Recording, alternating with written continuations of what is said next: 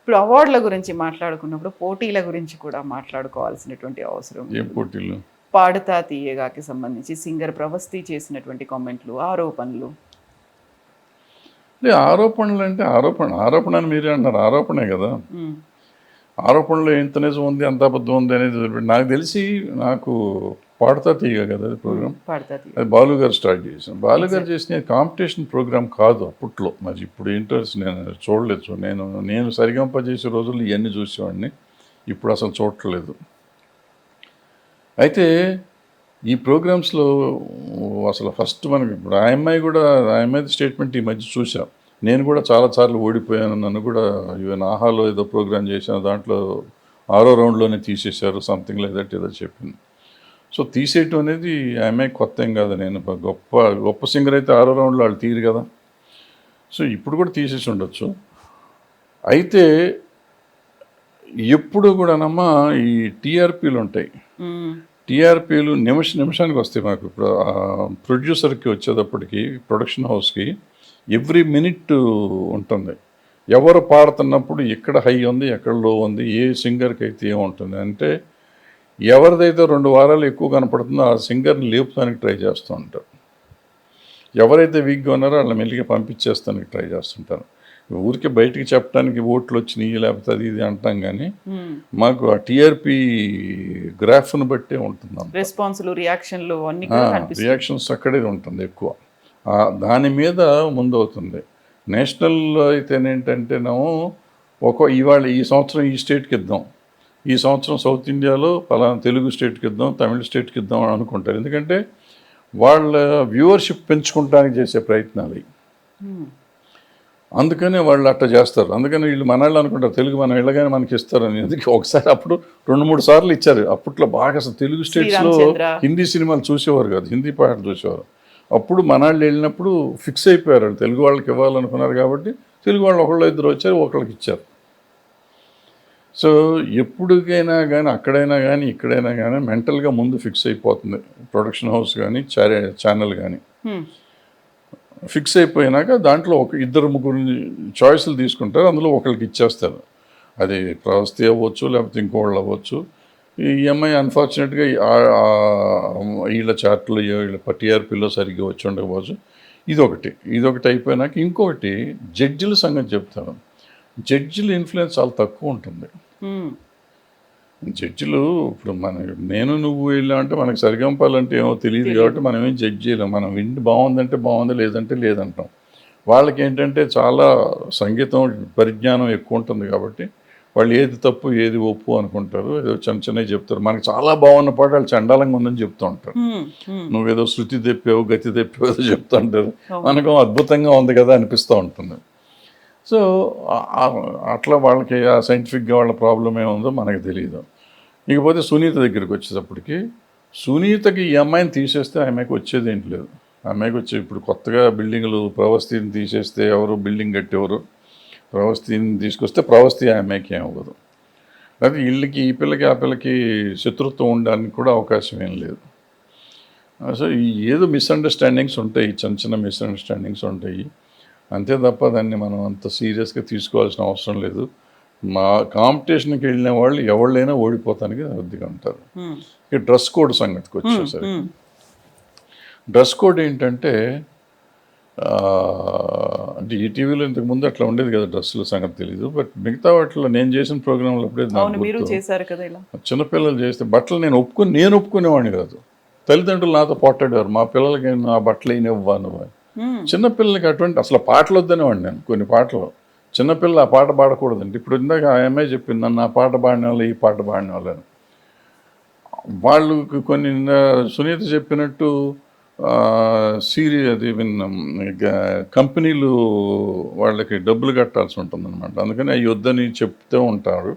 కాదు పాడారు అంటున్నారు, నిజం అయ్యి ఉండొచ్చు కూడా. నాకు కొంత ఫేవరెటిజం అవకాశం ఉంటుంది. ఎట్లా ఉంటుందంటే, నేను జడ్జిని అనుకున్నాం, జడ్జి అంటే టెంపరీగా ఎవరు లేకపోతే వెళ్ళేవాడిని. నేను జడ్జిని అనుకోండి, మీరు ఆ అబ్బాయి పెర్ఫామ్ చేస్తున్నారు. చేసే ముందు పాట ఇస్తానికి ముందు పాట జనరల్గా సెలెక్షన్ అప్పుడు జనరల్గా జడ్జిలు చూడరు, కానీ ఒక్కోసారి ఏదైనా ఇంటర్ఫియర్ అయ్యి నాకు ఆ అబ్బాయి మీద ఇంట్రెస్ట్ ఉండి మీరు అనుకుంటే ఆ మంచి పాట ఉంటే ఆ అబ్బాయికి ఇచ్చేస్తే బాగుంటుంది. ఒకే పాట ఇద్దరు అడిగారు అనుకోండి, I will have a choice, ఆ అబ్బాయిని పాడుకొనియండి, ఈ అబ్బాయి కాకలేదు అనుకుంటాను. అది కూడా చాలా తక్కువ సార్లు ఉంటుంది, ఇంటర్ఫియర్ అయ్యే అంత అవకాశం ఉండదు, జనరల్గా ఉండదు. బట్ ఎప్పుడన్నా జరిగితే జరగవచ్చు. ఏదేమైనా కానీ చేసేది ఏంటంటే ఈ ఎంతో కొంత నిజం ఉంది అనేది కరెక్ట్. నిజం ఉందంటే అసలు ఆ ఫార్మాటే అది, నిజం కాదు ఇది, ఫార్మాటే అది. నా ఇష్టం వచ్చిన వాళ్ళని నేను ఛానల్ ఏంటి, మనం డబ్బుల కోసం చేసుకుంటున్నారు, వాళ్ళు నేను దేశాన్ని ఉద్ధరిస్తానికి చేయట్లా.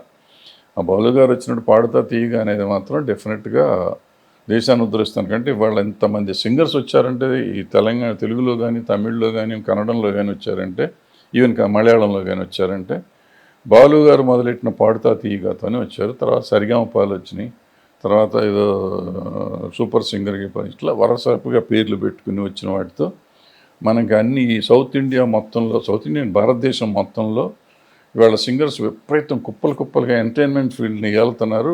ఎన్నో ఫ్యామిలీస్ బతుకుతున్నాయి దాని మీద. ఆఫర్స్ కూడా ఆ తర్వాత చాలా వచ్చినాయి. గెలిచినా గెలవకపోయినా వీళ్ళందరూ ఏదో ఒక లైఫ్ వాళ్ళ ఊళ్ళల్లో వాళ్ళు పాడుకుని బతికేస్తున్నారు వాళ్ళు. సో మనందరికీ ఒక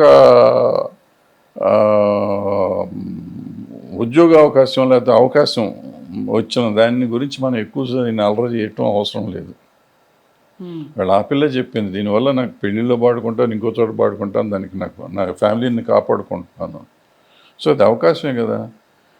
ఇవాళ ఇంకోటి సినిమాల్లో రావట్లేదు, ఎవరికి వస్తుంది? సునీతకు ఉన్నాయి ఆ పాటలు. సునీత ఈ అమ్మాయిని తొక్కేయటానికి సునీతకే దిక్కులేదు పాటలు. ఈ సంవత్సరానికి ఆమె ఎన్ని పాటలు పాడుతుంది? 4 పాటలు పాడుతుంది, 5 పాటలు పాడుతుంది. మరి ఒకనొకప్పుడు ఆమె నెలకి 15 పాటలు 10 పాటలు పాడేది కదా. ఇవాళ సంవత్సరానికి 10 పాటలు కూడా పాడతల్లా. ఆ అమ్మాయి ఈ అమ్మాయిని తొక్కుతానికి ఏముంటుంది? ఎవరితో ఉంటుంది? ఆ అమ్మాయిని అడుక్కోవచ్చుగా. ఇప్పుడు నాతో పాడించుకోండి అని అడుగుతుందా, ప్రవస్థితో పాడించొద్దని అడుగుతుందా? Simple logic. ప్రవస్థితో పాడించండి అని చెప్పడానికి ఈజీ, కానీ వద్దని చెప్తానికి ఆ అమ్మాయికి ఏం అవసరం? వెళ్ళి ఫోన్లో చేసి ఎవరికన్నా చెప్పడం. ఈవెన్ కీరవాణి గారికి ఏం అవసరం, చంద్రబోస్ గారికి ఏం అవసరం? బట్ ఏంటంటే ఆ నిమిషంలో వాళ్ళు ఉండొచ్చు, ఆ నిమిషంలో వాళ్ళకి ఏమనిపించిందో, ఎందుకు అనిపించిందో ఉంటే ఉండొచ్చు. బట్ దాన్ని ఈ అమ్మాయి చిన్నపిల్ల, ఈ అమ్మాయి కూడా అంత సీరియస్గా తీసుకోవాల్సింది కాదు.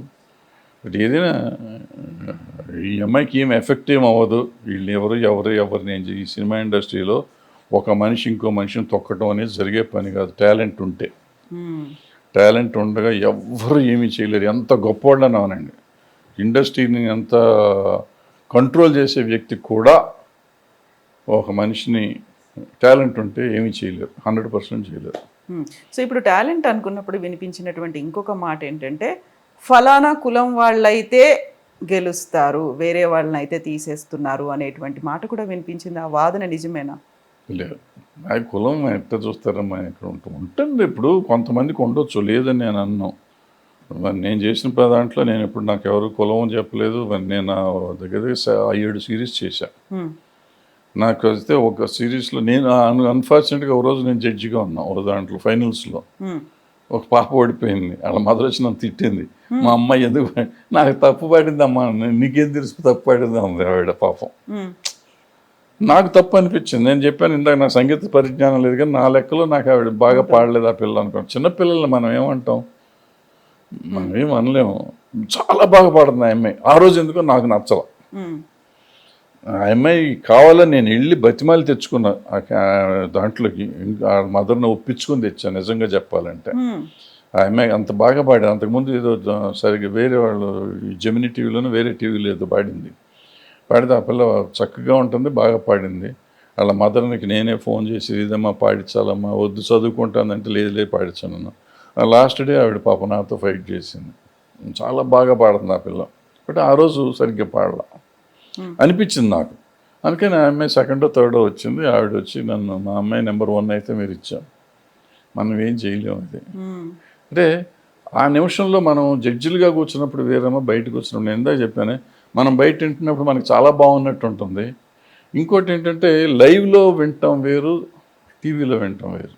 అవును, లైవ్లో విన్నప్పుడు మనం జడ్జిమెంట్ వేరుగా ఉంటుంది, టీవీలో విన్నప్పుడు జడ్జిమెంట్ వేరుగా ఉంటాం. సో టీవీలో విన్నదాన్ని నమ్మి మనం మాట్లాడకూడదు, లైవ్లో విన్నదాని గురించి మాట్లాడదు.